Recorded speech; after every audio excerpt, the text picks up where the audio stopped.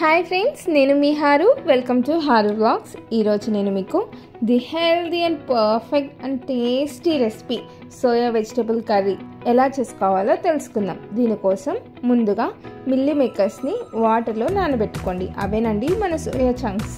ఇప్పుడు వాటర్ని గట్టిగా పిండుకొని సోయా చంక్స్ని కుక్కర్లో వేయాలి. 2 పచ్చిమిరపకాయలను సన్నగా కట్ చేసుకొని అందులో వేసుకోవాలి. అలాగే క్యారెట్స్, వంకాయని కూడా కట్ చేసుకొని వేసుకోవాలి. కల్లుప్పు, కారం వేసుకొని బాగా కలుపుకోవాలి. ఇప్పుడు అందులో చిటికెడు పసుపు, కొద్దిగా గరం మసాలా వేసి సన్నగా కట్ చేసుకున్న ఆనియన్స్ని కూడా వేసి బాగా మిక్స్ చేసుకోవాలి. ఇప్పుడు అందులో వాటర్ని యాడ్ చేసి మూత పెట్టి 3 విజిల్స్ వచ్చే వరకు కుక్ చేయండి. మీకు నచ్చితే కరివేపాకు కూడా వేసుకోవచ్చు.